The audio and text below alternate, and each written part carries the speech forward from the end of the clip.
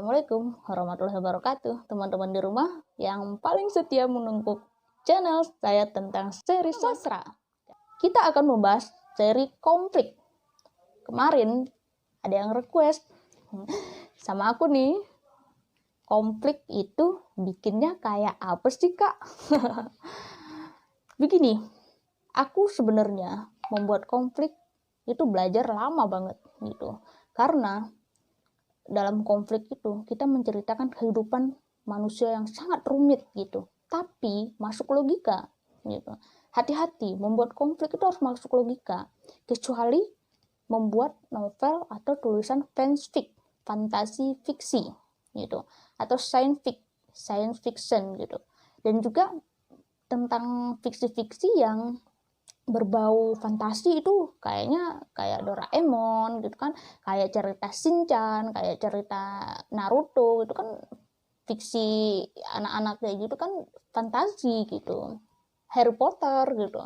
Nah, sekarang aku akan membagikan bagaimana menyusun konflik yang tentang kehidupan nyata. Kemarin ada yang request tentang cinta idenya dan juga keluarga. Oke, sebelumnya aku belajar konflik dari nonton drama Korea. Beneran, aku nonton drama Korea itu bukan untuk aku ngidolain artis ini artis, enggak. Di sana aku belajar bagaimana mereka membuat konflik dalam cerita, dan itu rumit banget. Nah, aku akan contohkan satu masalah keluarga. Konflik dalam masalah keluarga. Oke, kita ambil idenya keluarga. Temanya kisah seorang anak yang melawan pada orang tuanya karena dia tidak diizinkan untuk kuliah ke luar negeri. Terus akhirnya dia menjadi seorang pencuri. Nah, bisa saja itu yang kedua, bisa saja dia menjadi seorang yang mengabaikan apapun nasihat orang tuanya. Oke, kita mulai. Konflik tentang anak ini kita bisa atur seperti ini. Si anak berada di keluarga yang memang menjunjung tinggi ilmu gitu, ilmu pengetahuan, namun pelit. Nah, bener kan? Dia pengen pintar tapi pelit. Itu tantangan pertama, konflik pertama. Ketika si anak mendapatkan biaya kuliah atau mendapatkan kampus yang dia mau di luar negeri. Nah, si anak ini bicara sama orang tuanya, biayanya sekian-sekian. Orang tuanya menolak dengan alasan tidak ada uang. Padahal orang tuanya itu bekerja di perusahaan terkenal. Nah, itu konflik antara anak dan orang tua. Nah, lanjut. Ketika itu, anak itu memutar otaknya mau seperti apa gitu. Nah, dia ketemu sama temen cewek nih masalahnya.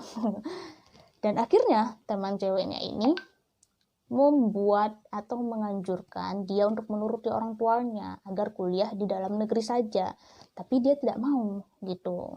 Dan lama-lama dia mencoba untuk mengabaikan orang tuanya, dia berusaha gitu kan mencari pekerjaan. Dalam mencari pekerjaan pun dia banyak masalahnya, kayak ada yang bilang dia nggak becus lah, dia dicemooh lah, sampai si tokoh ini jadi tertekan dan paling jatuh gitu. Nah, ketika itu yang perempuan yang memberikan nasihat kepada dia itu sebenarnya adalah saudara kembarnya gitu, saudara kandungnya sendiri, saudara kembarnya, karena dia dilahirkan satu cowok satu cewek, saudara kembar itu. Tapi orang tuanya tidak mau merawatnya si cewek ini, nggak ada duit katanya, yang tadi pelit ya. Nah, jadi yang cewek ini dititipkan ke panti asuhan dan akhirnya ketemu sama si cowok itu dan dia jatuh cinta gitu ya. Dan dia nggak tahu nih kalau dia saudaraan gitu. Hanya ada satu tanda yang membuat mereka bersaudara. Yang cewek tandanya di lengan kiri, yang cowok tandanya di lengan kanan gitu. Nah itu yang membuat mereka yakin kalau mereka saudara, dan orang tuanya pun diliputi dengan keraguan itu karena tanda itu, makanya orang tuanya mengenali anaknya gitu. Dan cowok ini makin lama makin makin jatuh cinta, makin itu, sampai dia masih belum tahu ini ya kalau cewek ini adalah saudaranya. Dan ketika dia selesai mengumpulkan uang untuk keluar negeri gitu, udah kuliah juga keluar negeri gitu kan, dan cewek itu juga ikut karena dia tahu kalau itu saudaranya, tapi yang cowok ini nggak tahu kalau cewek ini saudaranya gitu. Dan mereka sempat menjalin hubungan dan cowok ini minta untuk menikahinya gitu kan, tapi ceweknya menolak dengan alasan khusus dan tertentu. Dan itu mendapat tekanan dari orang tuanya sendiri, jangan kamu sesekali untuk menikahi saudaramu sendiri gitu, karena itu makan karma ya. Nah dengan hal itu si cowok tadi heran, kenapa sih nggak boleh gitu kan. Nah dari situ konflik lagi tuh, bagaimana perjuangan si laki-laki itu mencari identitas cewek itu terbongkar ketika si cowok itu hendak mau mengantarkan sumbangan ke yayasan yang tempat cewek itu. Nah di sana ada semacam foto yang dipajang, dan itu ada orang tuanya gitu. Ternyata orang tua mereka bersama gitu. Nah si cowok ini menemui orang tuanya dan bertanya, ini siapa dan dia siapa. Nah ternyata dia tuh saudaraan. Akhirnya cowok itu nggak jadi menikah gitu, dan cowok itu pulang lagi ke Indonesia gitu, karena pulang lagi dari kuliahnya. Karena apa?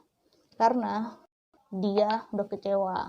Nah itu semua konflik yang begitu tuh disusun secara runut gitu, dan itu adalah sesuai dengan isi pikiran penulis. Jadi konflik itu tidak harus datar lurus saja, enggak. Ciptakan mereka dengan secara tiba-tiba. Misalkan gini, tadi kan contohnya si cewek sama si cowok ini mulai jatuh cinta. Si cowok mulai jatuh cinta ke cewek kan. Nah tiba-tiba cewek ini menolak, dan tiba-tiba lagi ternyata mereka saudaraan gitu kan. Nah itu cara menyusun konflik gitu. Jadi konflik-konflik seperti itu terlihat enak dibaca dan enak juga ditonton kalau itu skenario. Nah teman-teman, kalau mau tahu konflik yang paling pas yang aku tulis di novel Kami Bukan Tinta Berdasi, aku tulis sendiri walaupun kalimatnya masih agak gimana ya, tapi untuk pelajaran konflik teman-teman bisa dari sana gitu. Begitu ya. Assalamualaikum warahmatullahi wabarakatuh.